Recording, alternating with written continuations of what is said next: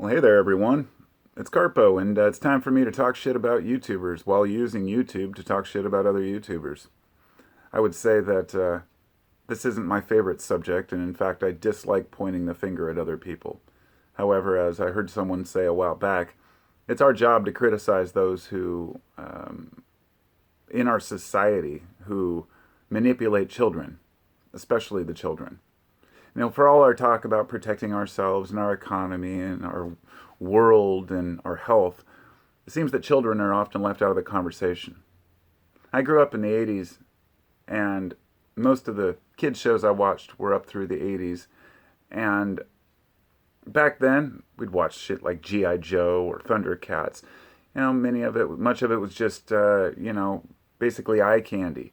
But at the end, there was often a message or something to take away from it. And generally, the idea was teamwork or understanding how to work together. Some sort of a small message, at the end of the G.I. Joe every time. But today, it's changed to the point where children's programming has become such garbage that it's indistinguishable from a full-blown advertisement. Now, we have people like Jake Paul and Logan Paul. To me, these are basically the, how do I put it? I guess the fruits of all the garbage that we put out there are that we now have these guys like Jake Paul who basically their entire premise is selling merchandise and kind of sliding in little advertisements there and then complaining when you don't make enough millions of dollars. And they took the usual route where, once you can no longer just entertain kids, then you move on to boxing or rap, which this is a completely different world from anything I was ever immersed in. But I know that there are many kids out there who turn on the YouTube and go right to Logan Paul's page and say, I want to be in the Low Gang, which is what he calls his group. He sells these maverick, merchandise that he plugs consistently in every one of his videos. I'm only exposed to it through hearing people talk about them and watching a couple for my own, trying not to drive myself insane by watching them.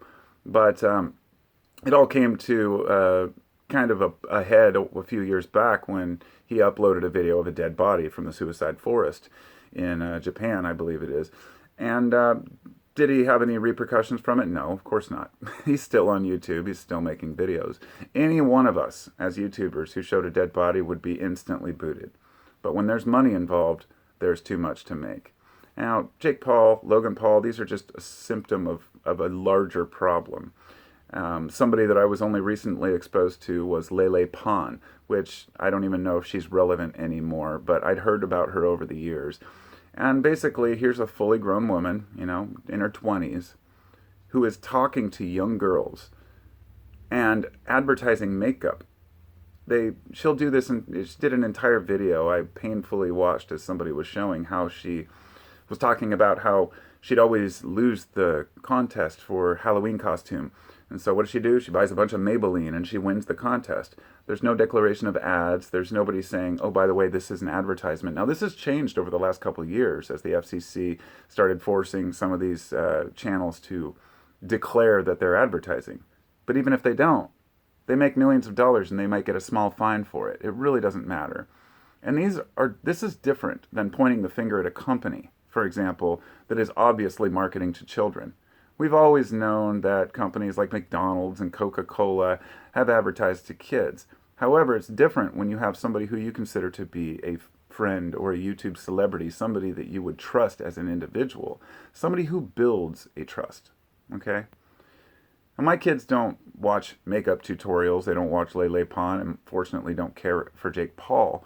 But my youngest son does watch a guy named Unspeakable, who, although pretty much it's just a pointless channel where all they do is fill their house with a bunch of stuffed trains and balls and do ridiculous things and stunts, at least his only real crime is just constantly plugging his merch. But he's not out there trying to sell you products, without declaring that, they have fun with it, at least. But these people are so out of touch, these merch pushers. They have no sense of responsibility.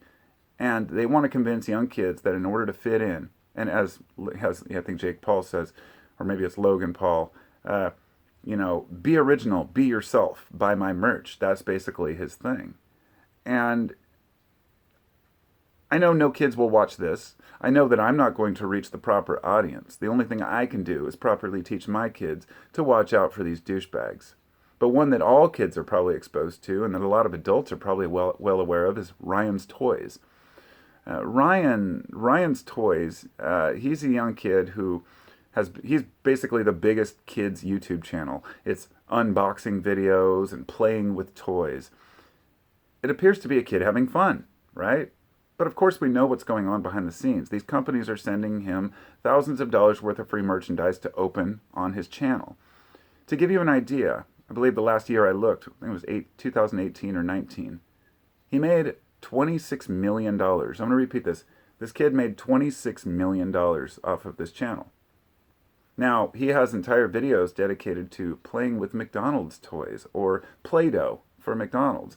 McDonald's claims that they have done no deals with any of these channels. That is a complete fucking lie. Total bullshit. And we know that that's a lie. There are marketing companies that work as mediators or intermediaries between the big companies and these influencers, because then the large companies don't have to say, by the way, yeah, we're giving this kid $1 million to make a show about McDonald's. My kids don't go to McDonald's. My family does not eat McDonald's. In fact, I don't think we've ever been to McDonald's. Maybe once on vacation, a quick drive-through or something, and that's rare. But my kids don't ask for it. And the thing is, I know it's garbage fucking food. It's not even food. It's garbage. But so many American families eat there. And my generation fought so long to try to convince our kids that McDonald's was unhealthy and that we should be eating better. And then, since they can't get through in the advertisements and ads on online anymore, they just do it right through the kids. I mean, this all fits into the review channels and the reaction channels. Look, people like these, and I have a cringe towards anything that's a reaction video, where a guy's sitting there in a box going, oh wow, I'm listening to this song for the first time. Ooh, look at me. Look how I react to this song. Or, oh, look at this unboxing video. Oh my God, I'm so surprised and excited. It's not like I haven't seen this before I opened it, because the whole thing is just like reality television. The illusion in the 2000s that reality TV was a real thing, and you find out that it's not. Most of us knew this, but it makes for good television. It's like a world as a Blair Witch Project, posing as something real. And as I said before, there's no lessons in these creators, these content creators.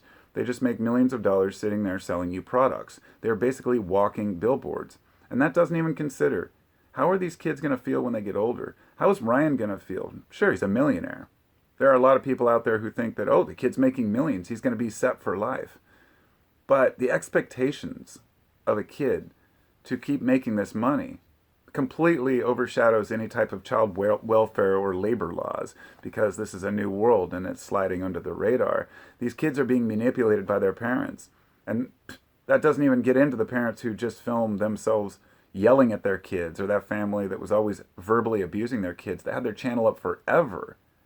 And it's about money. It's always about money. YouTube does not care what people are actually putting out there, as long as they're not liable for it, because it's always been about the money. It's just like the network channels. They don't care whether something's true. They don't care whether a story is true, whether a product might kill you later. You go and look at all the drug ads and all the side effects, and, oh, do you have a claim against this company? But as long as they can sell something, they'll sell it.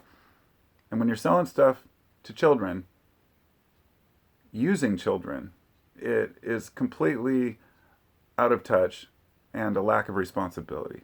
And those are my thoughts on it. Make sure your kids don't watch that shit.